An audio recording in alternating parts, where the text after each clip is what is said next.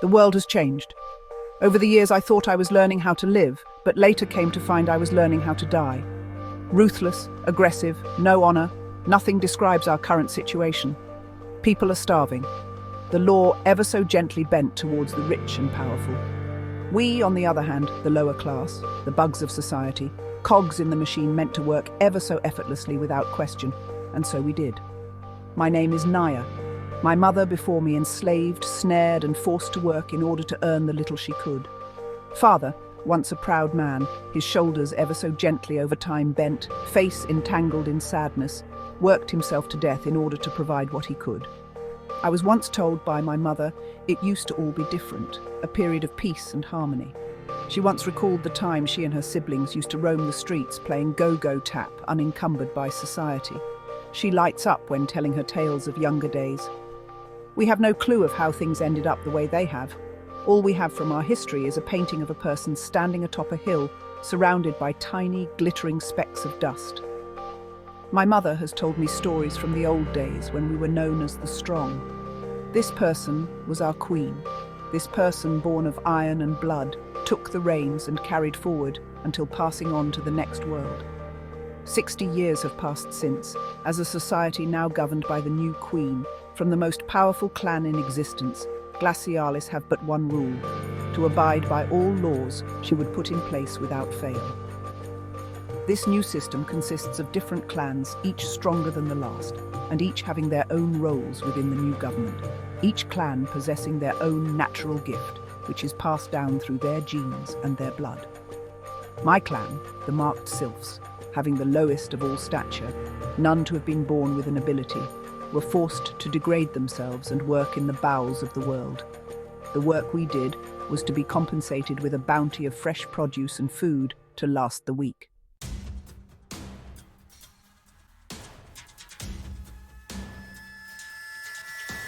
I, just like my mother, was placed to work in the mines on Saturn's belt, collect ores, coal, and many various precious metals.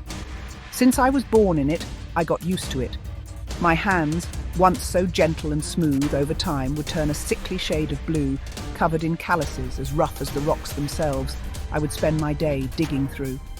The one day that would change me forever, devour my once sheep mentality, thrusted into a new beginning. I woke up to once more start my daily routine, wash my face, cough the excess dust sitting in my lungs, and tend to my mother before heading off into the mines. Digging into the mines in search of precious ores, we need to finish filling up the last of our supplies by the end of the day, therefore everyone came together in hope of contributing enough for today's pickup. We worked hard. We worked until our fingers bled, our equipment deteriorated over time, yet we pressed on. We worked until we no longer could. Everything packed to the brim, the smell of fresh ores lingers in the tunnels as we pulled the carts overflowing. The bright light from the sun, reflecting like a crystal, sparkles throughout the damp colony, a sight we have witnessed 1,000 times, but each time seems like the first. The crowd around starts chanting as we pull the carriage into the square. Marked sylphs, we see the sun, marked we stand as one. We stop in the middle and release the carriage. It crashes on the floor. The wind ripples all around. The sound of metal hitting and grinding on the rocks echoes throughout, alarming the fleets to come for the exchange. I've seen this scene countless times. It plays through my mind with so much repetition that I'd found it strange. Something was different from every other time this has occurred. Normally, it would be a fleet of 5 ships. They would land close by. From each would emerge 2 guards garbed in iron and gold. The ship located in the center would open their docks and collect the materials. Once done, the second ship would open their doors, and they would begin to produce the resources we require to survive: food, water, and medicine.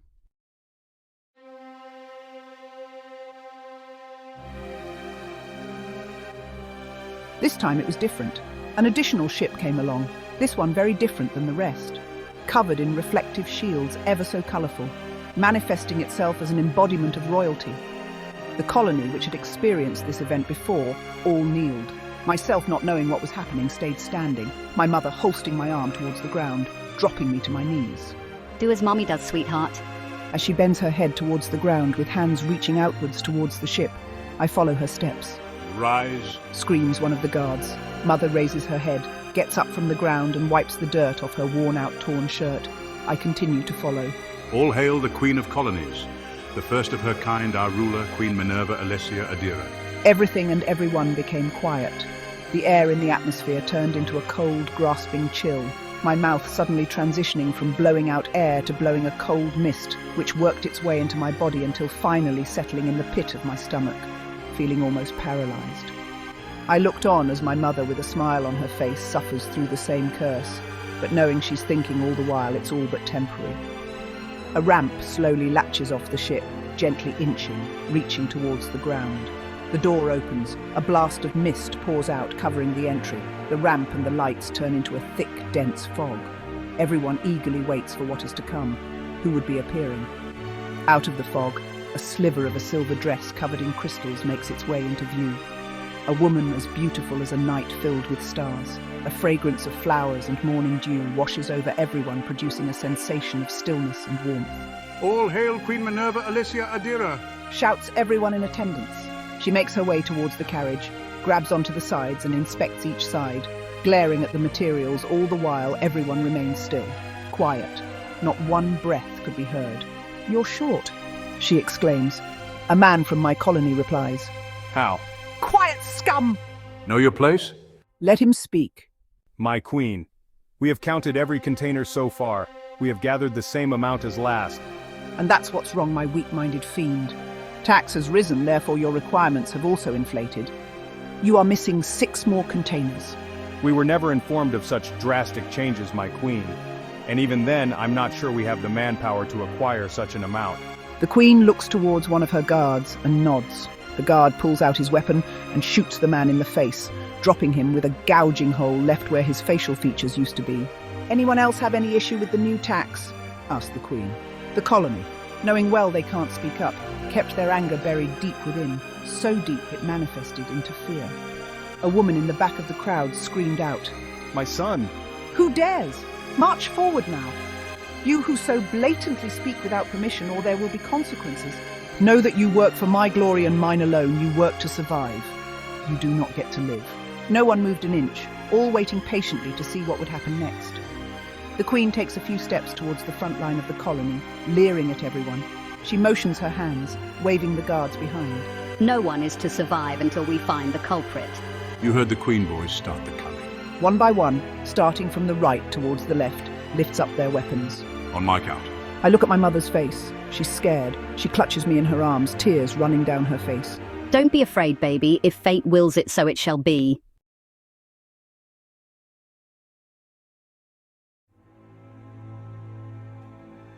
I close my eyes, the screeching sound of metal piercing flesh, the screams of the locals vibrating my entire body. Can you run, child? I'm going to need you to be brave and run. Fear-stricken, I fell on my knees, unable to move, my arms followed to my side, limp without motion. I was in shock. Mother picks me up in her arms and takes off running through a sea of people, all fleeing for their lives. Mother weaved through the masses, dodging fallen corpses and debris until finally reaching a nearby cave. She places me in the opening and says, You need to live. You have to survive this. Even if I am gone, you will persevere.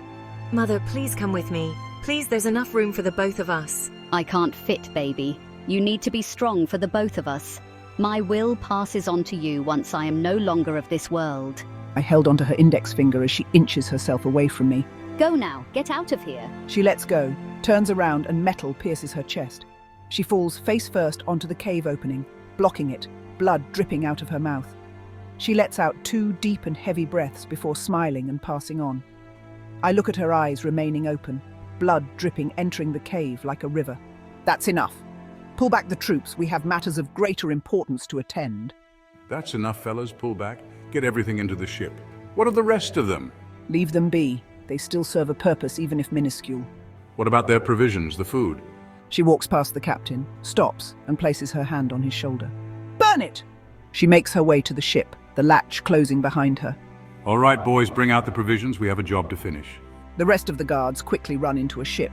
A few seconds pass and a carriage sitting on a floating platform makes its way out, landing on the rocks. All right, you savages, since you couldn't keep your end of the bargain, we won't be able to keep ours as well. Without anyone noticing, he pulls an explosive grenade from his belt and tosses it inside. Move out. The guards hurried back to the ships. The ground started shaking. Smoke filled the air, and in an instant they were gone. I pushed my mother's body away from the cave entrance, crawled out and laid her head on my lap, still crying. I looked on as the rest of the colony, hungry, starving and traumatized, made their way towards the provisions left by the guards. Thinking the worst was over, I looked down to see my mother, even though past, still smiling. I closed her eyes and looked up to see a cloud of smoke and fire engulfing the colony. The aftershock knocks me away from my mother's corpse. I watch on from afar as radiation burns her once beautiful skin until nothing remains. Anger swells up within me, my eyes turning completely black. I can feel my emotions slowly dying until nothing but anger remains. You'll pay for this. I swear to all the gods my face will be the last you see before you depart from this world. I shout. A brick flies through the debris and hits me on the head, and I lose consciousness. I drifted through my consciousness, dreaming of my late father and mother standing in a field I have ever seen before, surrounded by greenery. They seem to have found each other. They seem happy. I run as fast as I can to get to them, but the closer I get, the further away they seem. Mother, father, I scream. They disappear in the distance, leaving me surrounded by darkness, smoke, and brimstones. A few hours have passed and I awoke, my vision blurry, each sound affecting a migraine caused by the blast. All I can make out is the smoke and the voices of the colony looking for their families through the wreckage. John, where are you? Cries out a lady digging through a pile of rocks. My son, has anyone seen my child? Screams out another man running towards the smoke. With maximum effort, I struggle onto my feet, my legs bruised, forehead bleeding, holding onto my forehead, lessening the pain, my vision slowly returning. Everything seems degraded, fire and smoke running wild, the colony coughing through it all, assisting anyone who may have gotten stuck underneath the rubble.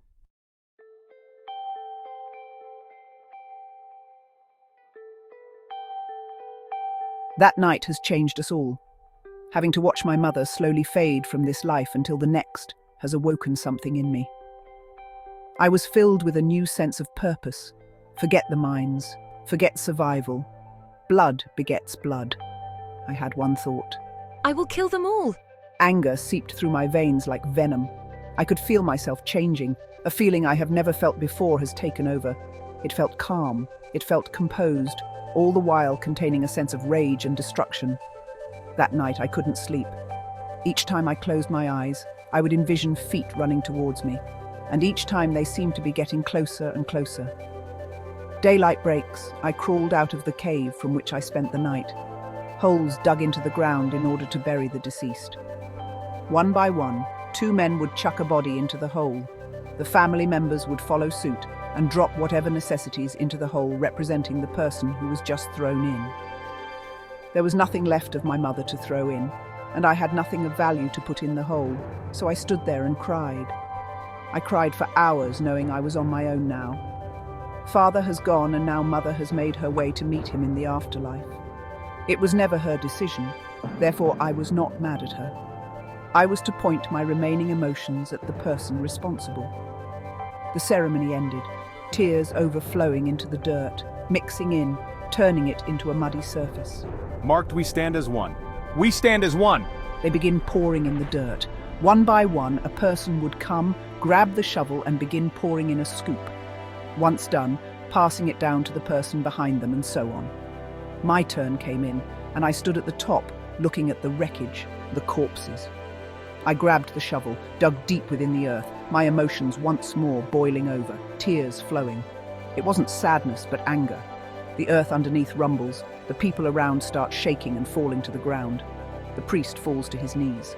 Will it ever end? The pebbles close by slowly lift off the ground around me, each blowing up, turning into tiny specks of metal until surrounding me completely.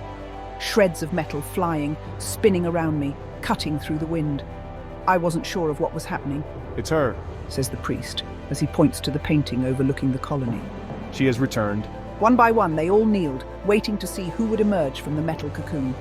Inside the metal cocoon, I am screaming, calling out to my mother, my father, anyone that could hear me. I was scared and unable to understand what was happening.